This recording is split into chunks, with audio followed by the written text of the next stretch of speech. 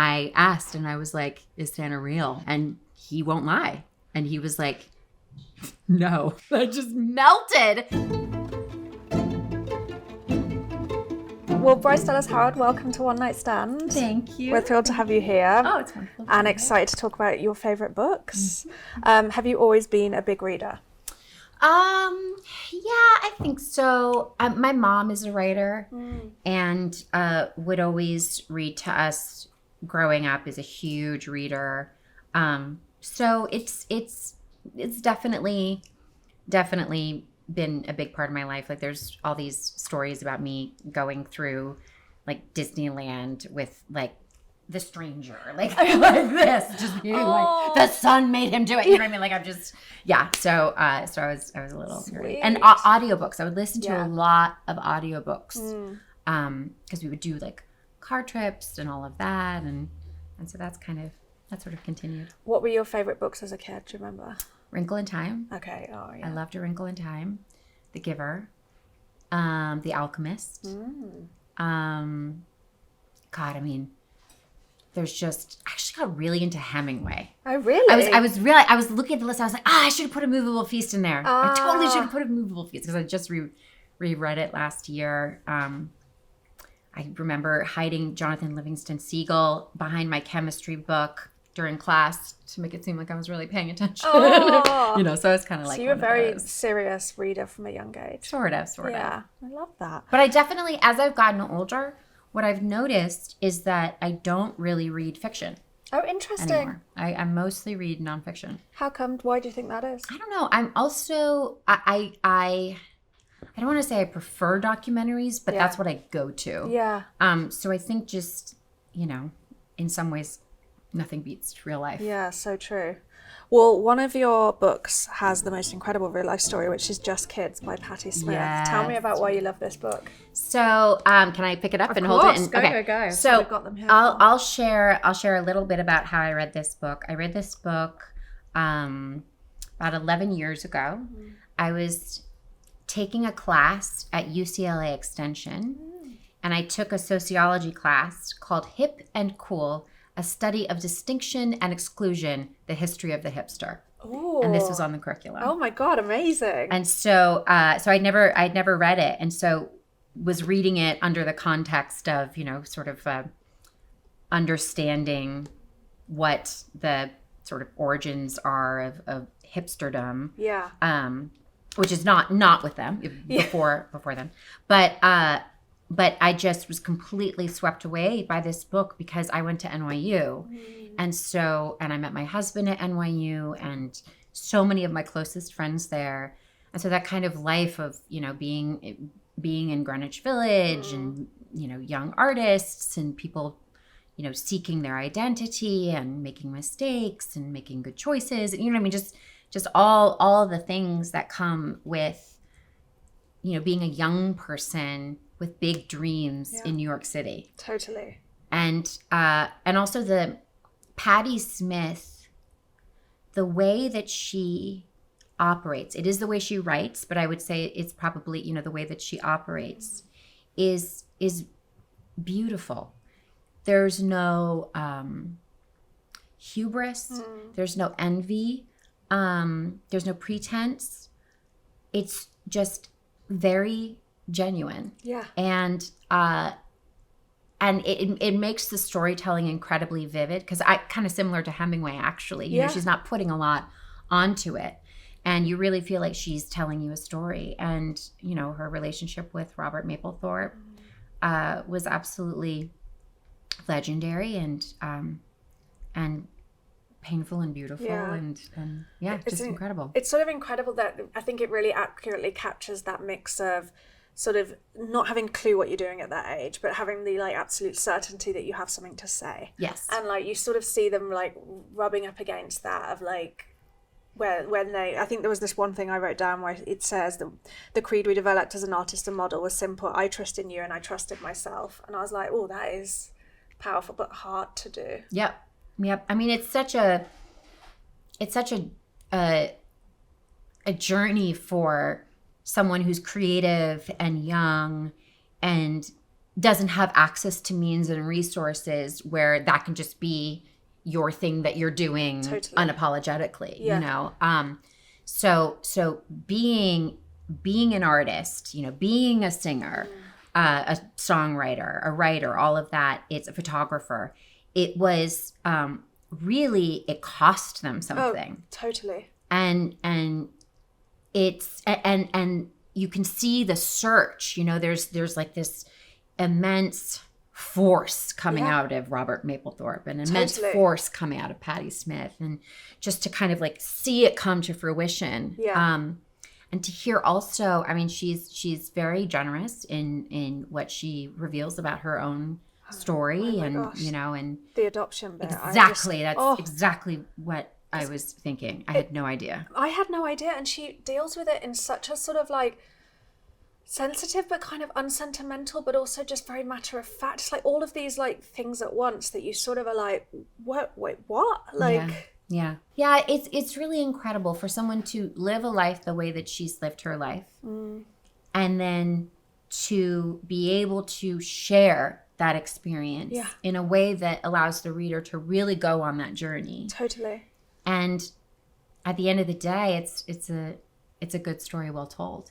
Yeah. You know, and I love this book. I also like that it kind of, like when I was never one of the like uber cool kids at school, and I love that it sort of dismantles the idea of the like effortless cool kid, because she describes them going to Max's or that place, and she's like, we just used to go and hang out waiting to be picked, and then eventually they moved to the back room, and then in the back room they moved to the middle table in the middle. And I was like, oh God, it really is, doesn't matter who you are, like what you know, everyone's like striving for something. Yeah. And it's wonderful to have that insight. I mean, it's why when my best friend, her dad, his advice to her was that she should read autobiographies and biographies, because when she was going through like kind of like an adolescent phase, because you see how people kind of get over the humps. You see what happens, you know, the full journey from their voice. And so it's just wonderful to immerse yourself in a story like this, where there's people that seem so unattainable and they're living in this rarefied space, and then you're like, I could never, they're geniuses. Exactly. Yeah. And then you see, oh, there was actually a path, and there wasn't certainty there. No, a lot of failure along the way, a lot of stuff that didn't quite work out, or like took a while to be accepted. Yeah. And even also it's a love story between them. I mean, ultimately they weren't lifelong romantic partners. That wasn't where their relationship was meant to kind of land, but they went through that phase, and just seeing kind of two people knowing that they're soulmates and figuring out how they're supposed to show up for the other person. I mean, friendship. It was just, Well, another kind of memoirish is The Boys by Ron Howard and Clint Howard, your father. I loved this book. I actually listened to it. That's the kind of preferred way to It is, because I was telling these guys before, like the way that like you would hear like your dad's side, and then like you'd hear the other side, and it'd be like, I was really angry, and you're like, what? But it's so fun. It's so deftly handled. Tell me about your experience with the book. So this is a book called The Boys by my dad and my uncle, and they grew up in Hollywood.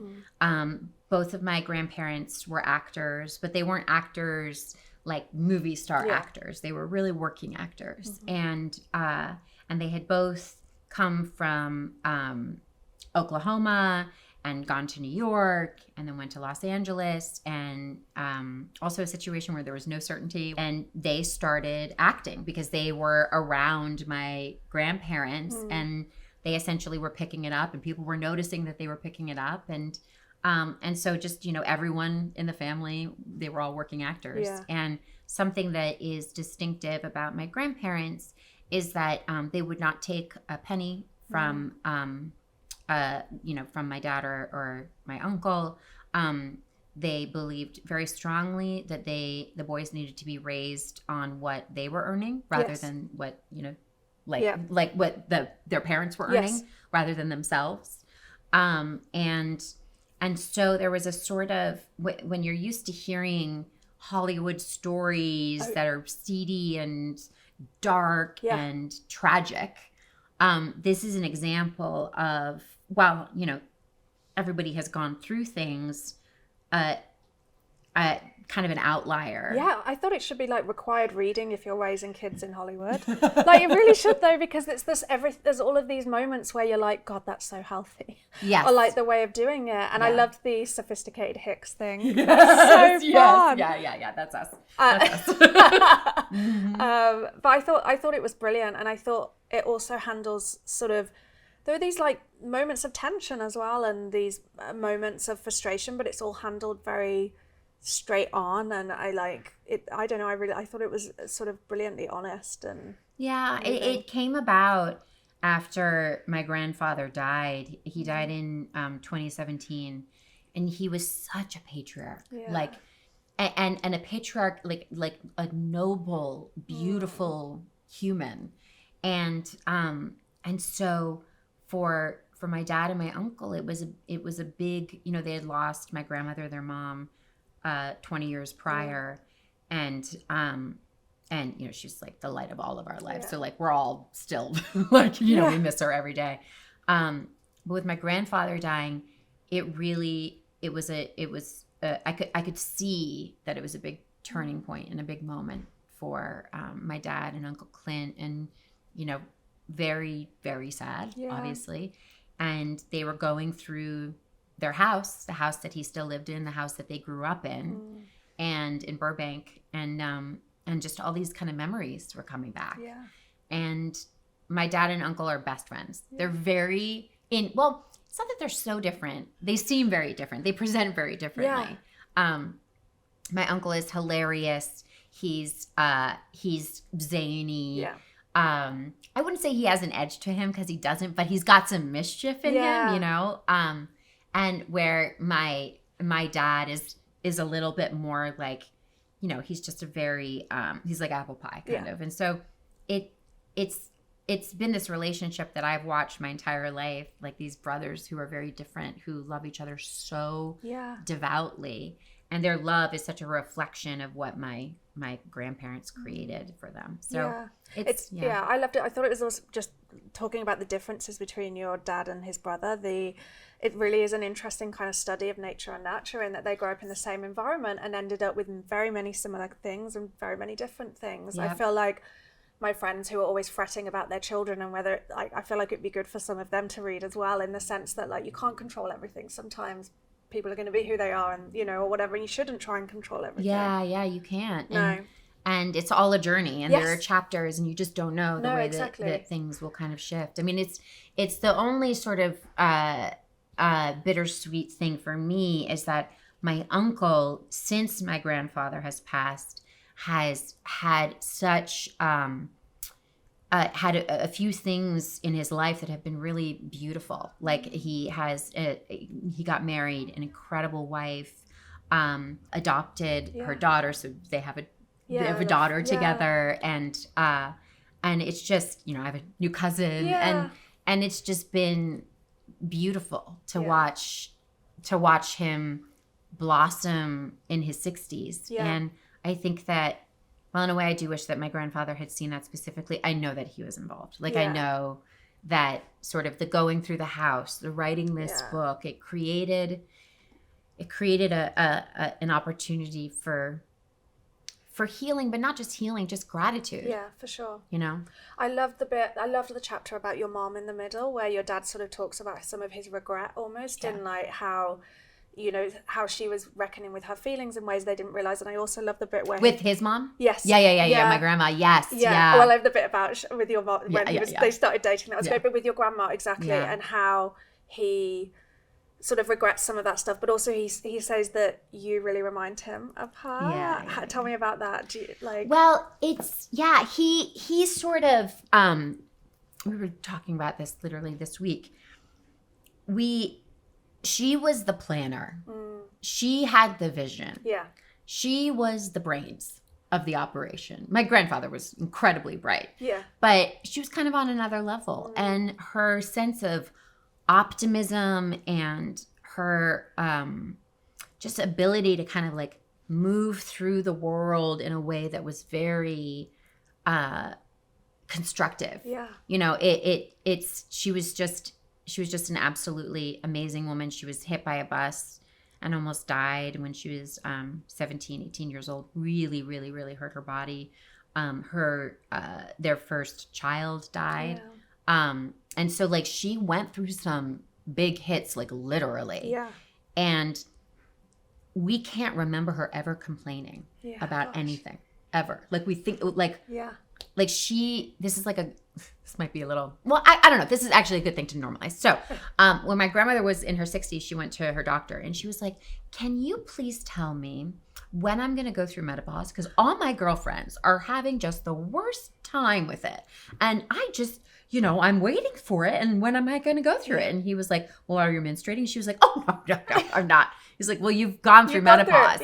And just her kind of mental focus, you know, because she had dealt with so much pain. Yeah. And we think was dealing with pain throughout her life. But she sort of was like, boom, boom, you know, and it was just the most sort of I mean, she was just so fun and so great. That scene of her getting up on the steps to put the Christmas lights up. With a cigarette in her mouth. She's like, I'm doing it. In the rain, Also, my favourite anecdote that I wanted to hear your perspective on was when your dad recounts telling you about Santa. Oh, yes. Yeah. Yeah. So, complicated. So, I, when I was very young, too young, my cousin was like, Santa isn't real. And I was like, well, you're wrong. And I can prove it to you. And here's how I'm going to prove it to you. My dad will never lie to me. I'm going to ask him, and I'm going to keep a walkie-talkie on in the room. Oh my God, he doesn't have that bit in the book. That's amazing. And I did. And my mom came in and I was crying, and it was like the night before Christmas. And she was like, what did you do? And he was like, well, she asked me, and what am I supposed to do? And she goes, lie to her. Lie to her, Ronnie. Like, it's just, and I was just like, no. Oh, but yeah, I very vividly remember that. And he had the best of intentions. And ultimately, I think made the right choice, because the fact that I know that my dad will not lie to me. That is gold. Truly. My dad was similar like that. He would always sort of like shoot it to me straight, and I appreciated it. Yeah. Yeah. So, you know. But I mean, I can't believe you had the walkie-talkie. You were like in there. I was like, I'm getting to the bottom of it. Yep. Evidence.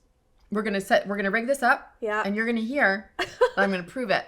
Because we all know Ron Howard doesn't lie. Oh, so good. Yeah. Well, I absolutely loved reading that one. And it was so fun hearing your family read it, and your prologue as well. It was lovely. Oh my gosh, when I was doing the prologue, my daughter was with me, who's now 13, but she was probably 8 or something at the time. She was like with me in person. I didn't have childcare, and we were really jet lagged. And she wanted to be in the room with me while we were recording. And I was like, see, we're just the window. You can be right there. And she was like, no, I want to be in the room. So she was in the room, but then she fell asleep and started snoring.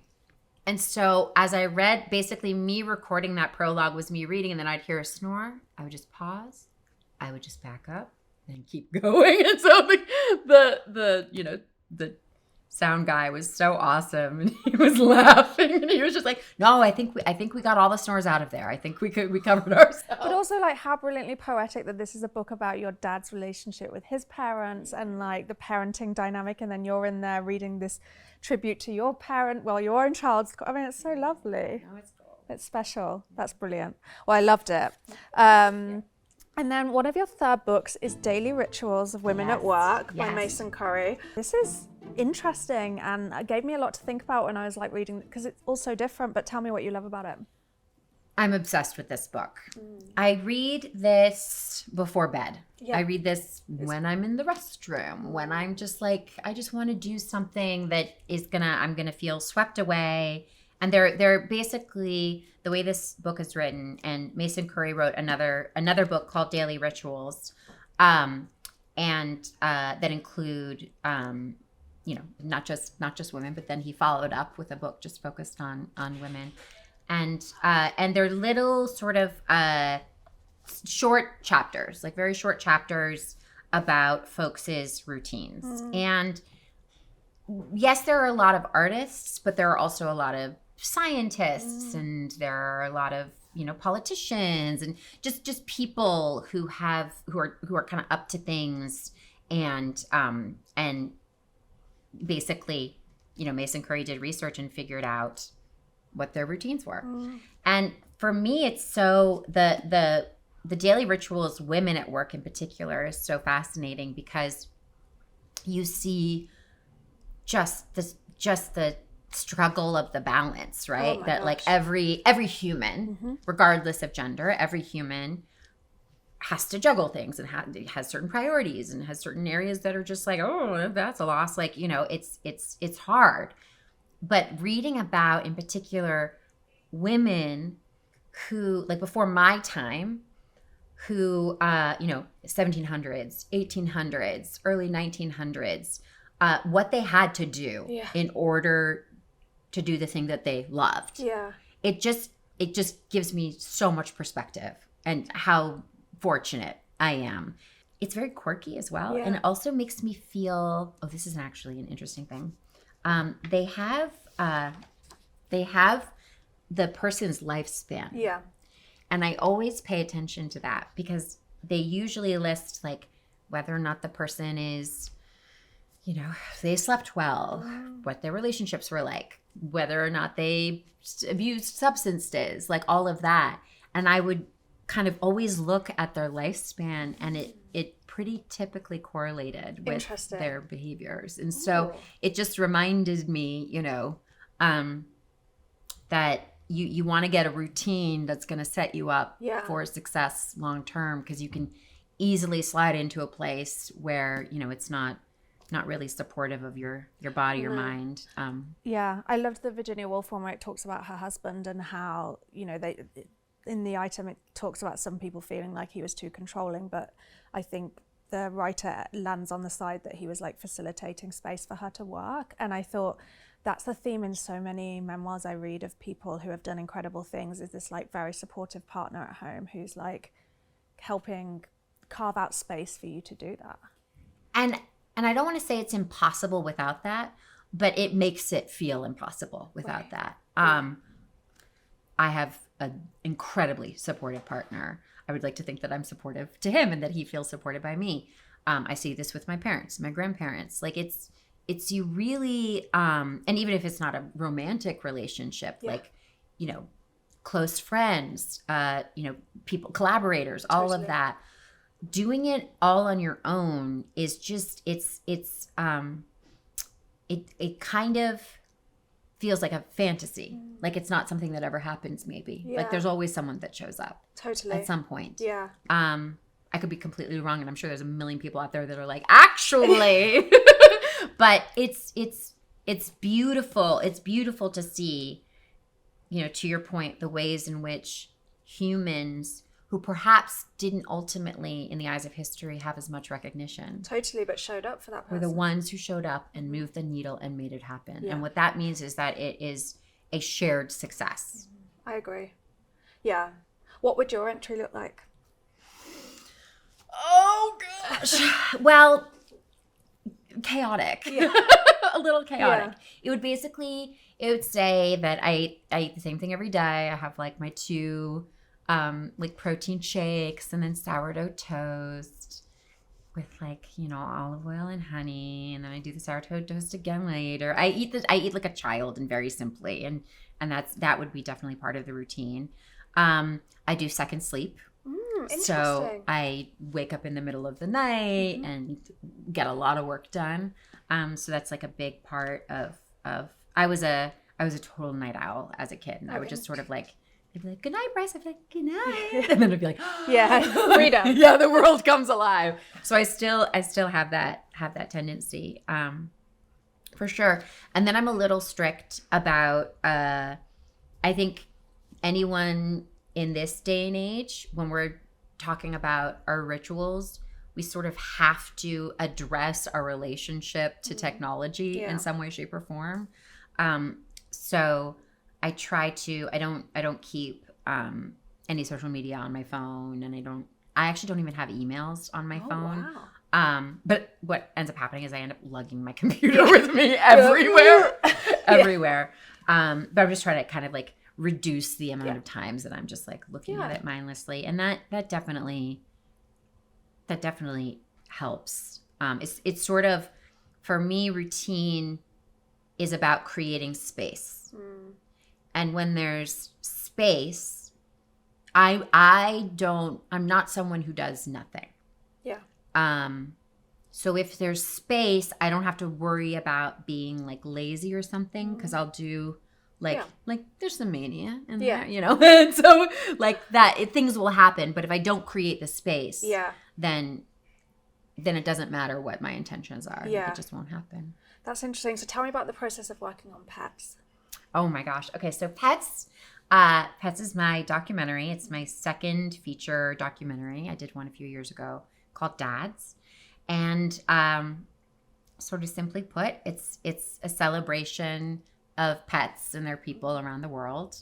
I love speaking of the phone, one of my favorite things to do ever, and this has been the case for a long, long time, is to watch pet videos online. Like anything having to do with animals, that's hilarious. Sometimes they make you cry, that's okay. Yeah. But I don't think I laugh more than when I watch videos about pets. And I also love talking to kids about their pets, because it's such a specific relationship. It's often the first time that a young person feels a sense of responsibility and authority. There is someone more vulnerable than them. That's kind of a novel experience for a young person. And so I think that I wanted to kind of lean in and explore that. And so we have kind of like a Greek chorus of children who I interviewed. And then we profile these stories around the world of what I call mutual rescue. Yeah. There's definitely a focus on the rescue space. But it was just, I just wanted something. I was so lucky growing up with so many pets. Pets have made very specific impressions on me in ways that have, they're like life-changing relationships, just like a human being would be. And so just, I wanted to try something like this. I also learned that 40% of households on planet Earth right now have children under 18. 70% of households have a pet in them, which makes sense when you think about it. But it's like, when I make something, I usually don't make niche things. I like to make something that hope has the the most people can relate to it as possible. And it's Jurassic and Spider-Man and all those kinds of movies. And in wanting to do a movie about pets, and in trying to kind of craft my argument, I learned all this, and I was like, oh my gosh, this is so relevant. Where is this movie? Literally. So it's, and there are a lot of great movies celebrating pets and animals and all that kind of stuff, for sure.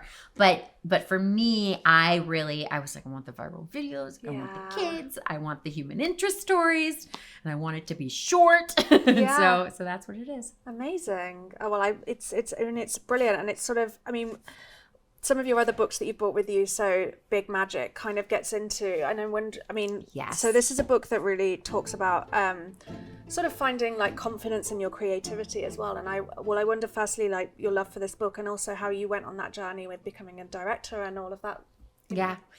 So Big Magic is a fantastic book. Yeah. I taught at a lab at NYU for a few years, and this was on my curriculum. So students would always need to read this. It basically dismantles any preconceived ideas that you might have around what it takes to be an artist, what it looks like to be an artist, or to be self-expressed, to be creative, to create all of that. kind of similarly to this, you know, I also had this on the curriculum.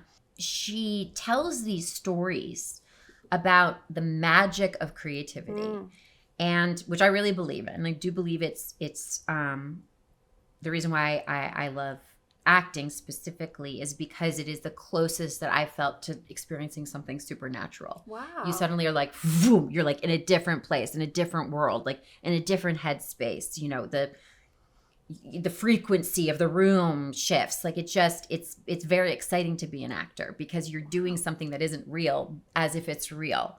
And so I definitely believe in sort of the like, there's something woo-woo that's happening when folks are creating. And she tells all these amazing stories. I'll just run through just a couple of them. One, she talks about the origin of the word genius. Oh, I loved that. And that geniuses were these little supposed like gnome creatures that live in your walls. And so it's not that you're a genius, it's that you have a genius, which I think is a very important distinction because I don't think anybody is wholly entirely responsible for what they create. It's a collective consciousness endeavor. Yeah, it's collaborative. Being a human being, that's what it is. And so so she talks about that, how there's a genius that lives in your wall and will give you ideas, but if you abandon your genius, then your genius will abandon you. It's gonna have to go move to another house. She talks about another story. Was it with Ann Patchett? Yes, that one blew my mind. Oh my gosh. So she had this incredible idea for a book that she started writing, really, really she properly sold it and writing. everything. Yeah. And she was but she was like struggling. Elizabeth was struggling with it and was like, I'm like not quite like getting it. And she had this encounter with Ann Patchett where they kissed, not romantically, like, you know, they like encountered each other and kissed. And then the next year, Anne, without knowing at all what Elizabeth was working on, wrote that book. And it was when Elizabeth was sort of being like, maybe I shouldn't do it. I don't think the story is for me. And so like literally the idea went into Ann Patchett. And that when you read the book and you hear the similarities, there are just too many coincidences. Yes. So she tells about a poet who would be out walking in the field and would hear a poem as if it was coming up over the hillside, and she had to catch it by the tail, and she would run in to her house, and she said it was like catching like a tail, and she would pull it back in, and she would write the poem in reverse, the last word, the second to last word, the third to last word, the fourth to last word. And it's like, how does that make sense? Yeah. How does that make sense? But she did it. And you read the poem, and unless the lady's lying, and she didn't seem like the type to lie, you know, it's real. So oh my gosh. I love this kind of stuff. That's so incredible. Yeah, I loved it. I liked the idea of ideas as disembodied energetic life form. That's what she calls them, these idea that they can like go to someone else if you don't make use of them. Yeah. She also talks, and I loved the first section about fear and how fear has no place in the creative process. Is that something that have you ever had to overcome specific fears with your work? Yeah. So she talks about fear and creative fear, and she uses a wonderful distinction, kind of a metaphor with a car, where she's like, listen, it's not, you can't kick fear out. No. You just cannot drive the car. Yeah. They can be there. Yeah, they can be there. They can be next to you. They can like do their thing, but they don't get to control the wheel, and they don't get to control the gas pedal. Or the brakes, you know, fear isn't behind the wheel. Yeah. And I think that's really powerful. Yeah. You know, my grandfather used to say, panic is not your friend. And that's what my dad always says that to me. Panic is not your friend. And sometimes it's just very simple ideas. It's like, am I letting fear take hold of the wheel right now? Yeah, I kind of am. How do you intercept that when it happens? Apart from medication and therapy.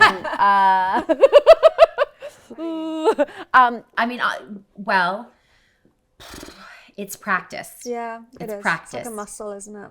I have had the most incredible personal journey these last 2 years because I never drew or painted or anything like that my entire life. No interest, like whatever. 42 years old. I'm now 44. I got a watercolor kit, played around with it, and it was like it was like how people talk about when they try hard drugs for the first time and they're just like, well, now I'm a heroin addict. Like it's like, it's completely outside of your own control. I got very, very obsessed. I ended up enrolling in a fine arts program online. I'll graduate in October. I started it October of, I've been in about a year and a half. And it's been incredible for me to learn something new that I'm not good at. Because you can't be good at something that you don't know. No. People think that like you have, like maybe some people have some natural gifts and inclinations, but that's very rare. No, and also hard work will often get you further. Like way further.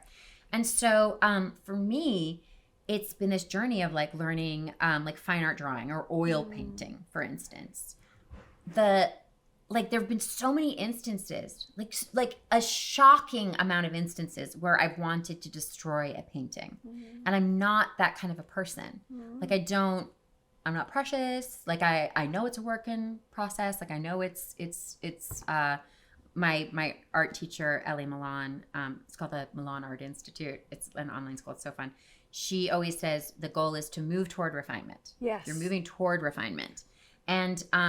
And so I know this intellectually, but there have been countless times where I have sat there and just been like, like this, what? Yeah. What? And that's not fear because I'm not showing anyone anything. Yeah.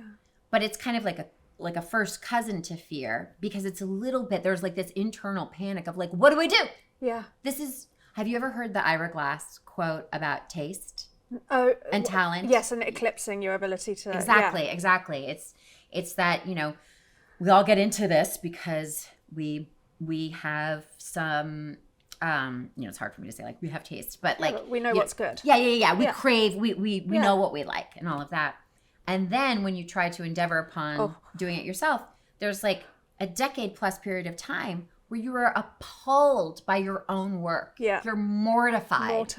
And that's the feeling that I would feel. And I think that fear and embarrassment are very close. And I would say that embarrassment is more dangerous because fear you can live with. But if you start to feel embarrassed by something, you sort of shut down in a way that's very difficult to recover. Yeah. So I try to...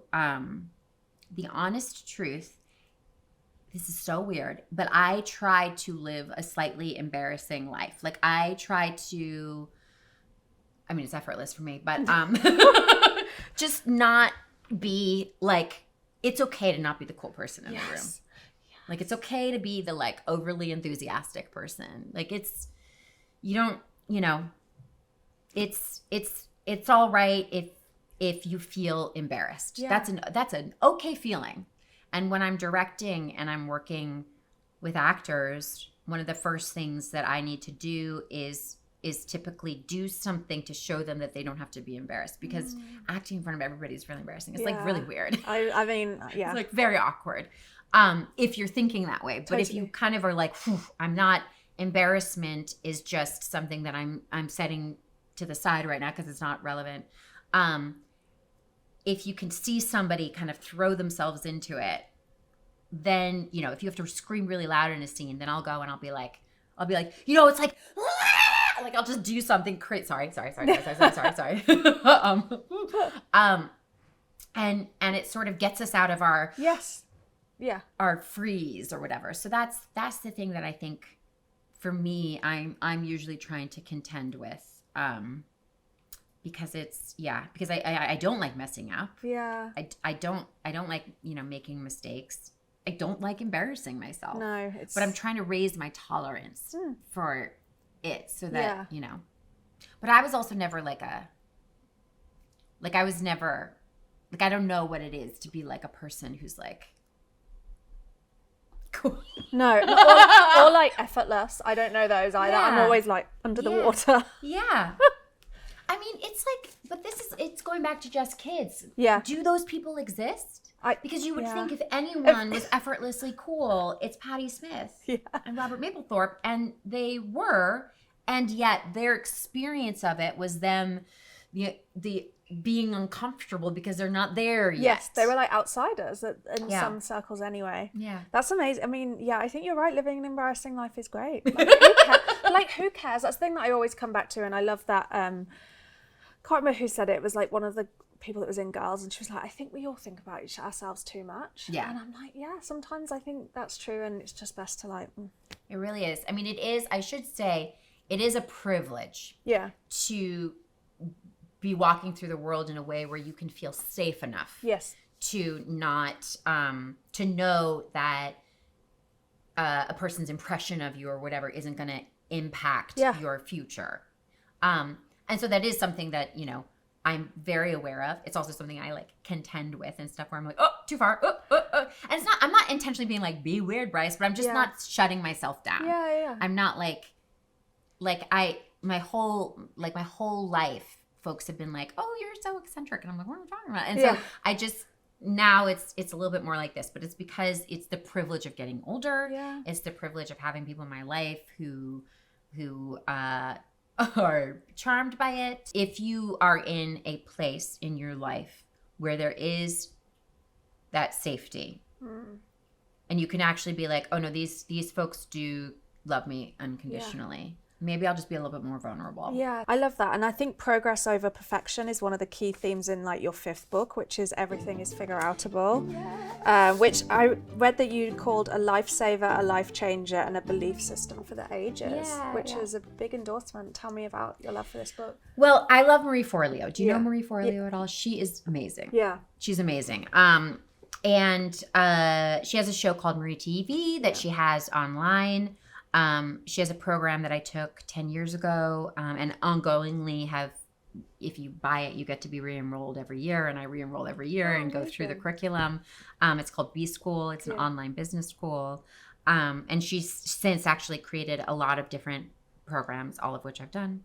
Copy Cure, Time Genius, Dream Club. But anyway, so I'm a big Marie Forleo fan, but she has just a lot of, she's a great communicator.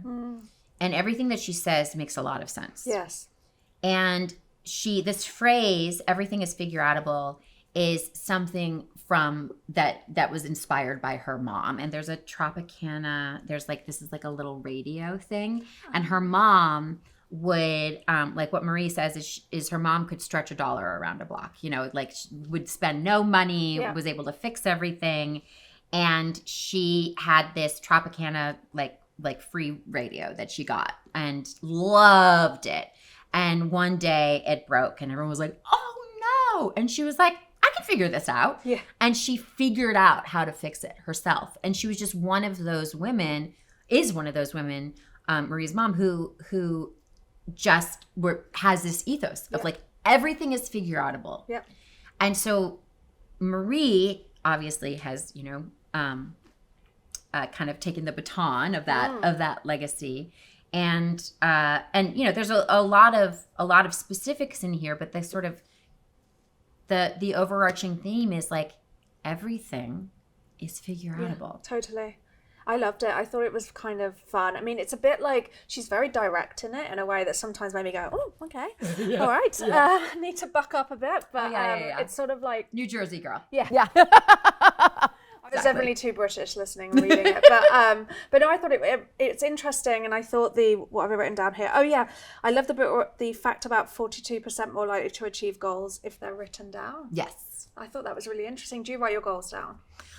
Yes, yeah, and I'm always sort of, it was interesting. I had a conversation about this with my husband yesterday because our daughter was sharing some of her dreams with us. Yeah. And it was very specific and very fun. And the first thing that parents will usually say is well, what's your job going to be so that you can buy those things? Yeah. And you can do those things. You're going to have a house like that with a bridge or whatever it is.